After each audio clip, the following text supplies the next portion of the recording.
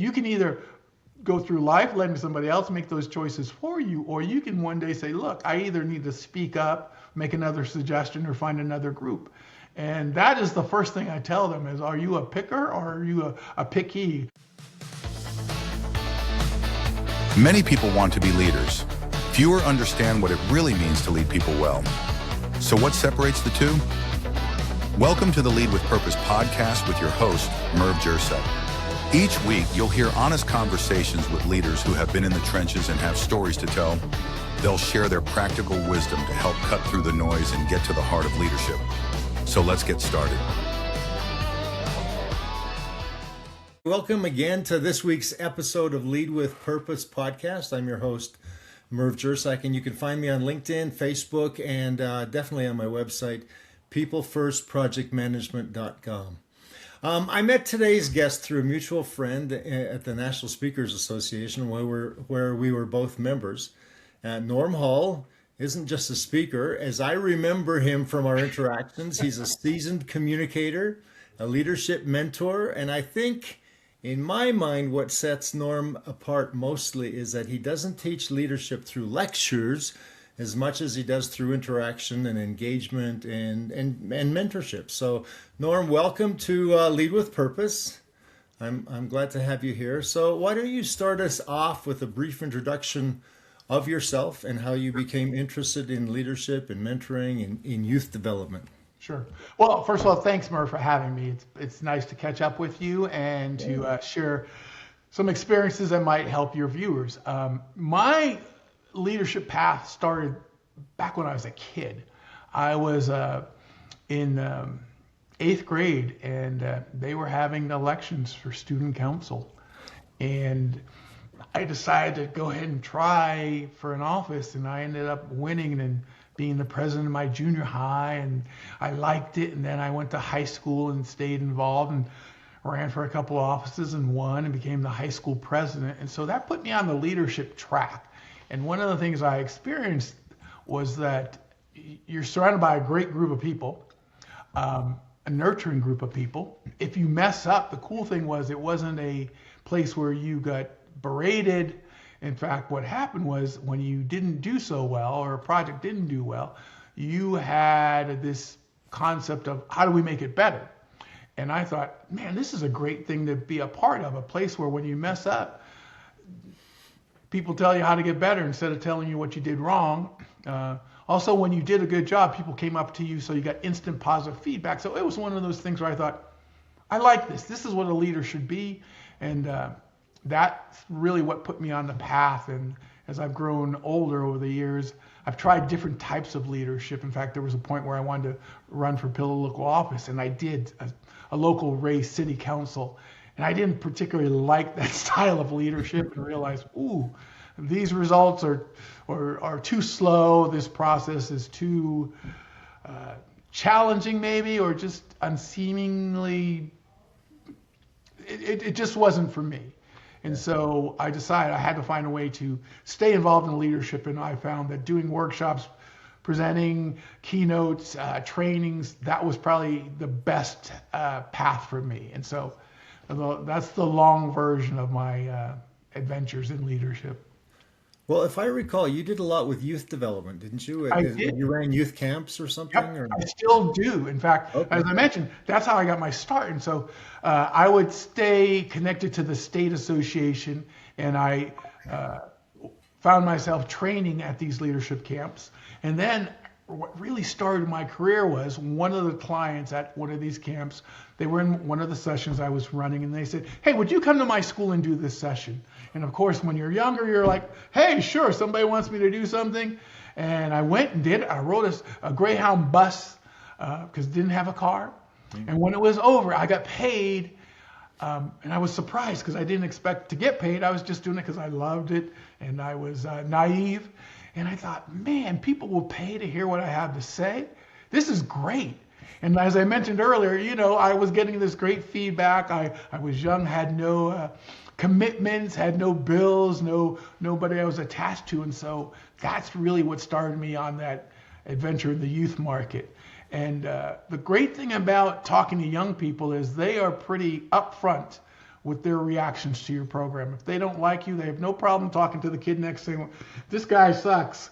And it made me up my game because I had to be more entertaining, more engaging. I had to be creative.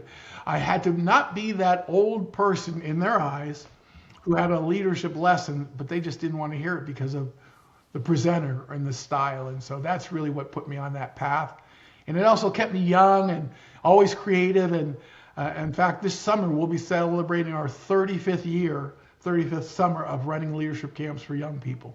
Nice. Well, I remember how important it was to you because I think a lot of the times they would conflict with our annual National Speakers Association. They still do. Oh, they still do. Still do. And you chose to be with the kids instead of the adults. Yeah, exactly. And so I can't tell you how many annual conferences I have missed because they fall right in the same time as my summer leadership programs. And just because there's that window during the summer, which is perfect for every conference. And I choose to go with the young people, and I can always access the vault or something and get what I missed. But I'm committed to my program, and actually people expect me to be there. So that's what makes it a challenge. So yeah, that is. Well, having spoken to thousands, maybe tens of thousands of people over your 30 or 40 years. 3 million. 3 million. Oh.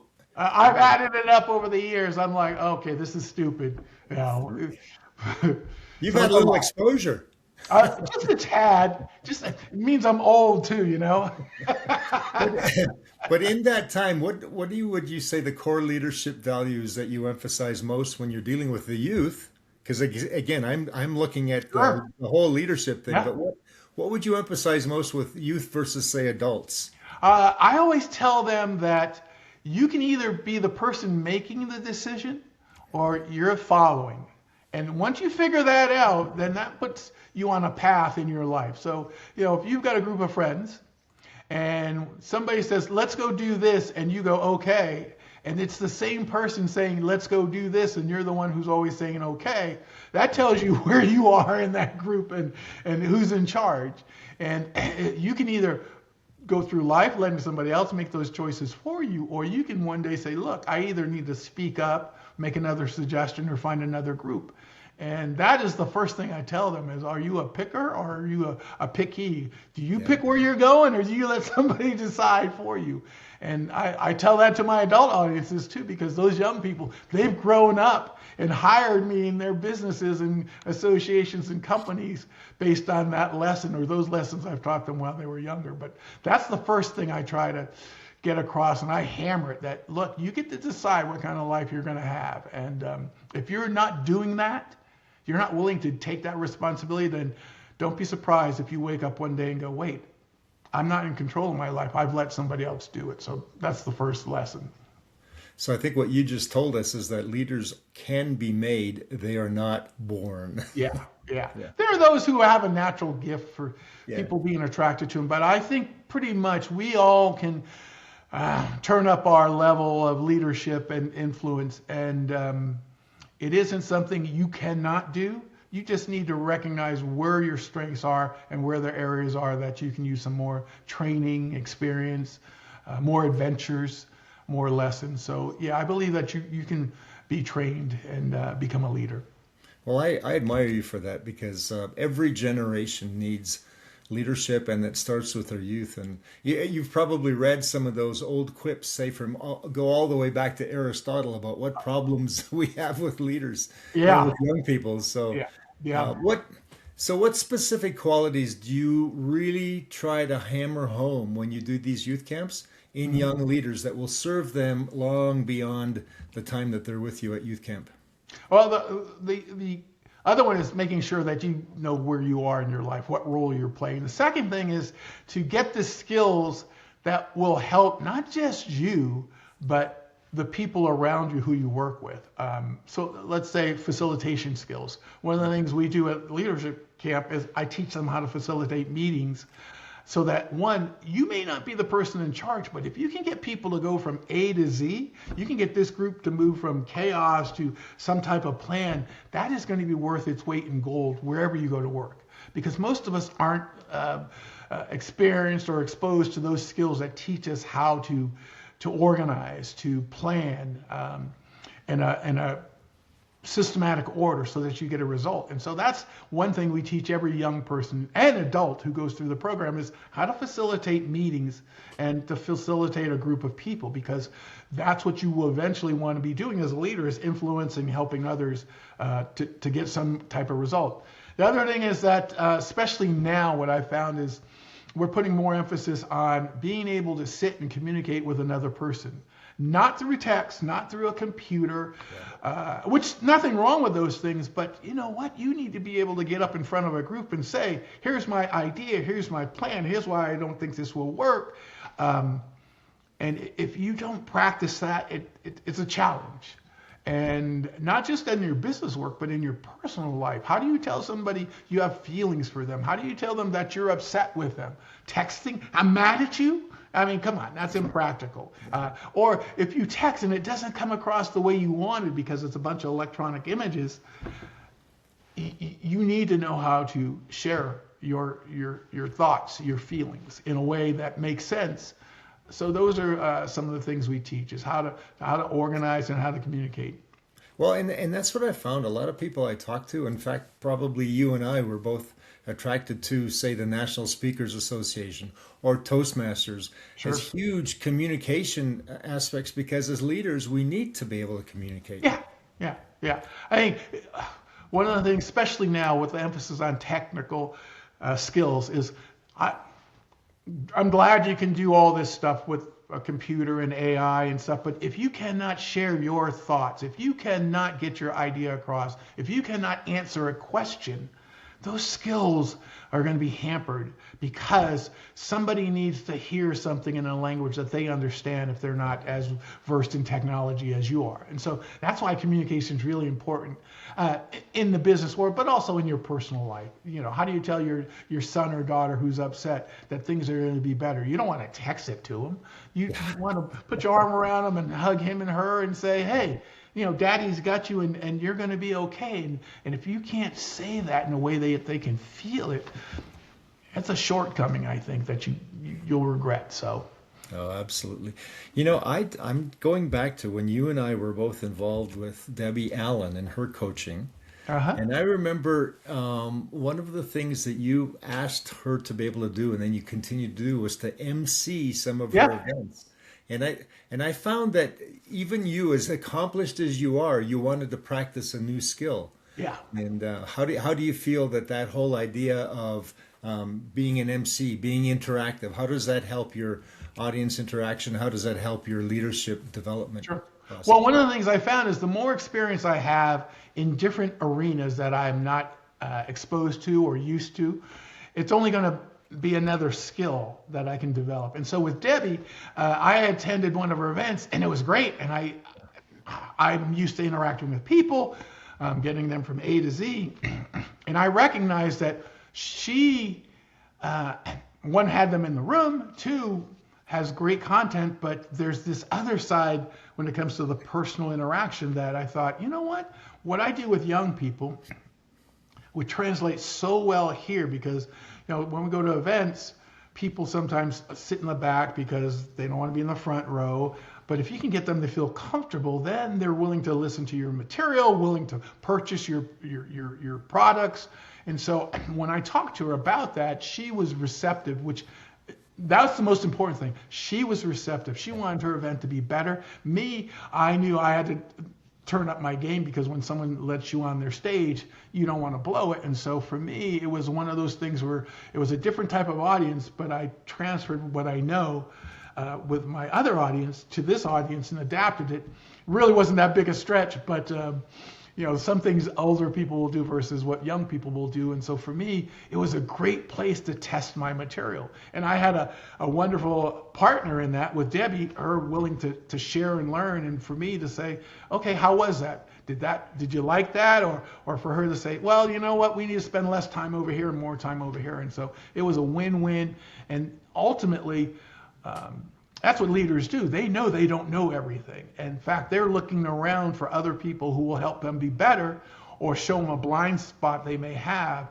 and provide information that makes that blind spot shrink. And so with Debbie, I was lucky. She was and still is, a wonderful person, wonderful friend. Haven't seen her in a couple of years, but we communicate, and so it was just a good connection. No, it is. And I admire the fact that you wanted to try something new, even though you knew that you were being put on the line at her event, Yeah. where she had people in her audience, right? So, yeah. Well, one of the things is what I found for me personally is I can get bored very quickly. Yeah. I can do something, do it well, and next thing I know, I'm bored. And so what happens is when you get bored, you don't give it your best because you're walking through it or phoning it in. And I never wanted to be like that. And so for her, for me, with her, it was a wonderful opportunity to get excited again, to get challenged again. And so I was lucky that things lined up. And, now I'm like, put me on any stage with any group. I don't have a problem.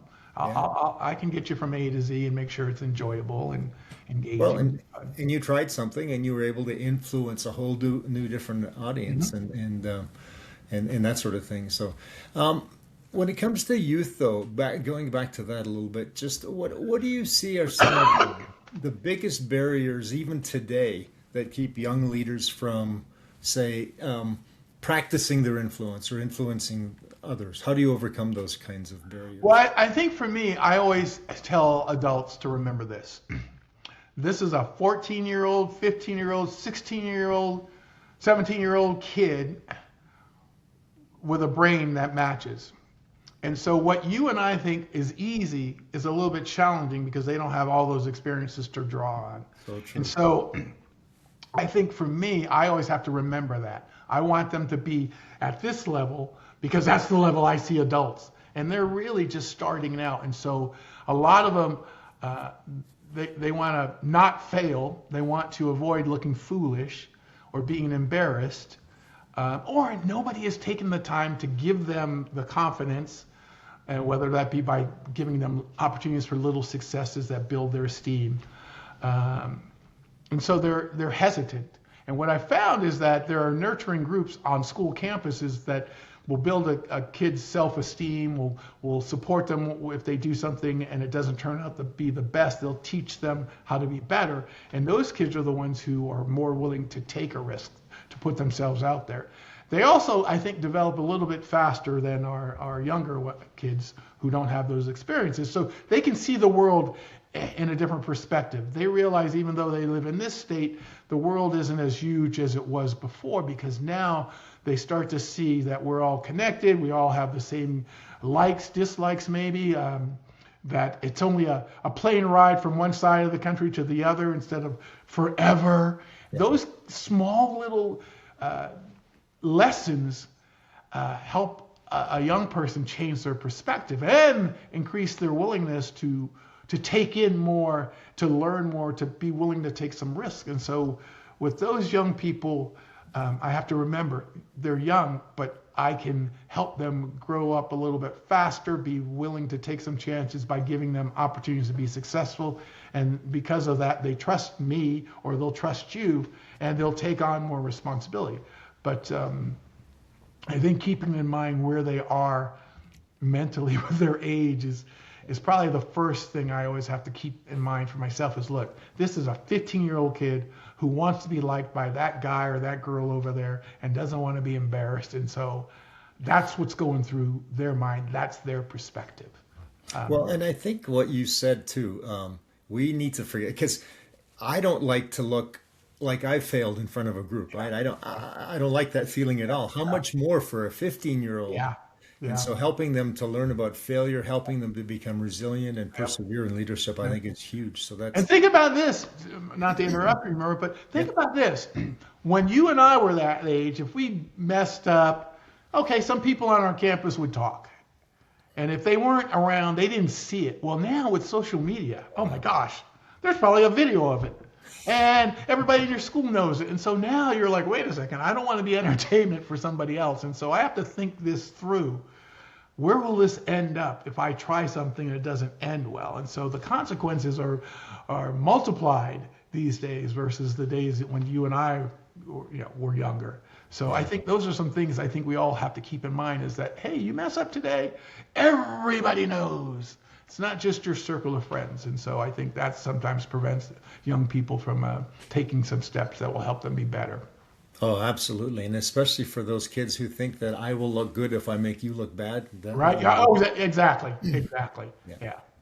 So after almost 40 years now of teaching young people, what do you think is your, say, biggest contribution? And I'm really, you've got me kind of thinking a lot about this because it's one thing for us to be leaders of teams, but it's another thing to be mentors of people who don't necessarily associate with us. So what do you think is your biggest contribution, especially to those who are younger as you've been teaching these skills to them?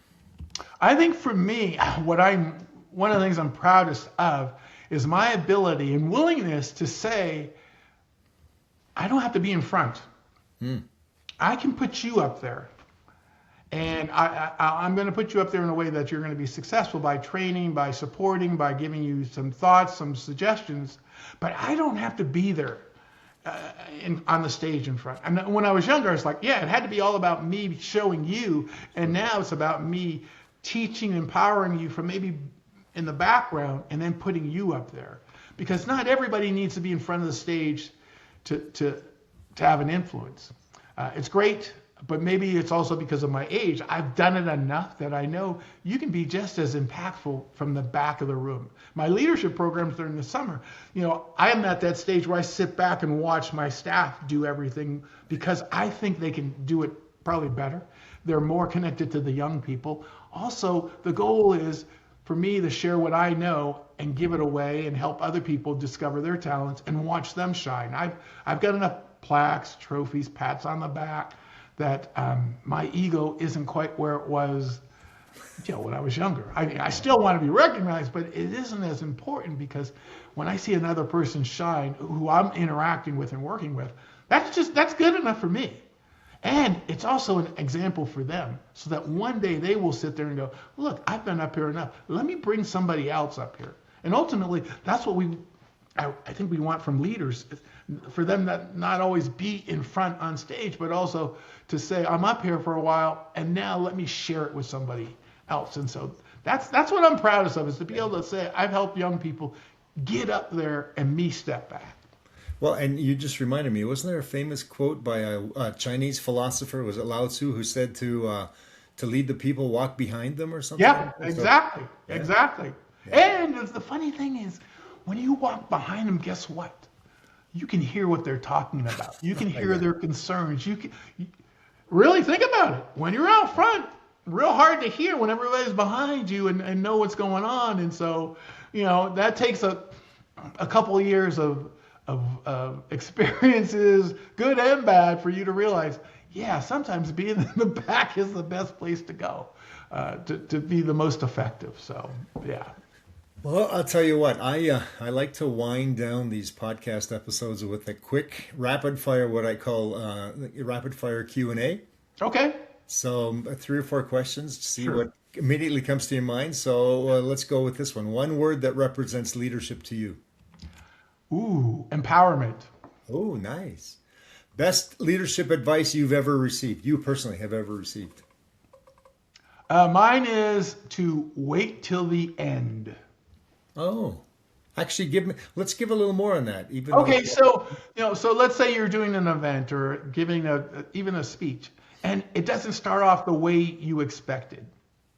Well, you've got X amount of time to fix it, to change it. You've got a project that you're starting off, and it starts off not the way you expected. Wait till the end, because that's where people are going to judge you, is the results. They're going to judge you on your end of your speech, not the beginning. There will be those who want to, oh my God, he started off. Who cares? It's if you end well, if you kill it, trust me, that's what they walk away with. If your summer camp program has a rough start, doesn't matter. By the end, you get to fix it. So I always have to wait till the end before I start. I've heard tons of leaders give that is good. I'm going to take that one down. It's good. Now, here's another one. What do you think a book is? A book that every aspiring leader should read. There's one that really, and it's old, but it's by Harvey McKay called Selling the Invisible. Oh. And it touched me because in my industry, my profession, it's hard to have something tangible. I'm teaching leadership. Okay, well, great. It means I'm getting up, I'm showing you some models, teaching some concepts, but it's not tangible. There's no, here is leadership right here, unless it's a book. And so that concept of what we're selling is hope. We're selling resiliency. We're selling trust. Or not selling, but sharing those things. And those are hard to see. Those are hard to touch. And in most cases, they're just words, and words are invisible.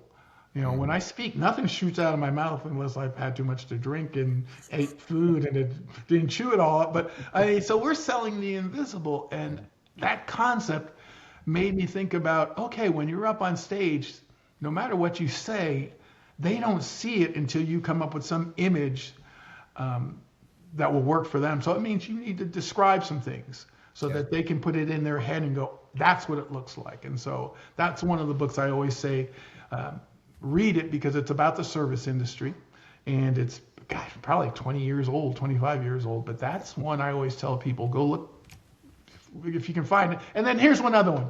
Okay. And this one's 35, 40 years. I went to look for it last summer. It's called The 100th Monkey. Oh. And, it is a great book. It's out there, but it talks about when things are, I guess, adopted by an entire group of people.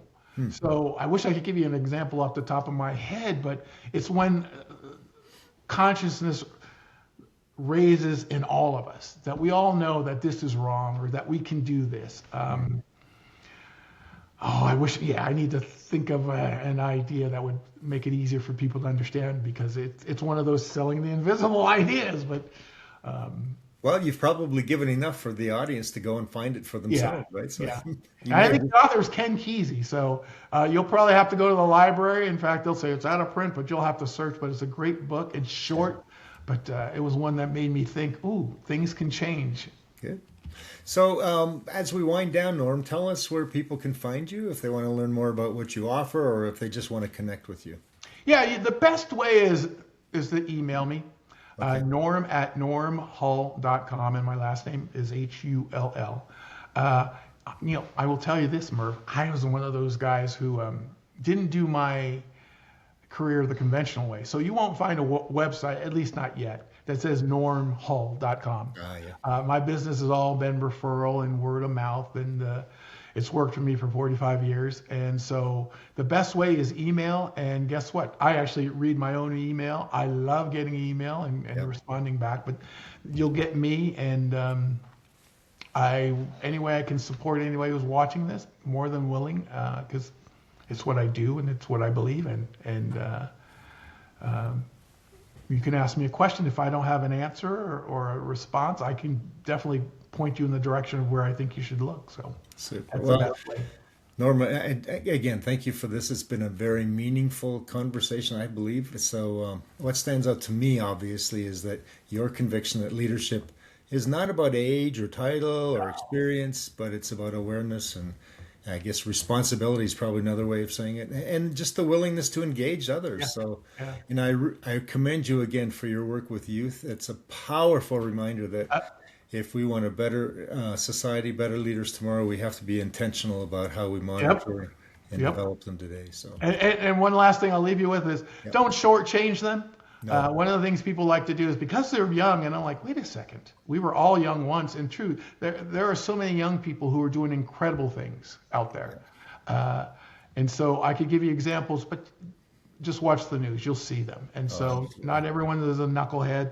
There are great young people who are probably wiser beyond their age and years. And so just be their advocate and supporter, and not a detractor. Absolutely. Well, again, thank you very much for this, and until next time. Okay. Well, thanks, Merv, and I look forward to seeing you in person. Absolutely. If today's conversation added value, make sure you subscribe. And if this episode resonated, please leave a quick review to help other leaders discover the show. And remember, leadership works best when you put people first. Let's lead with purpose, together.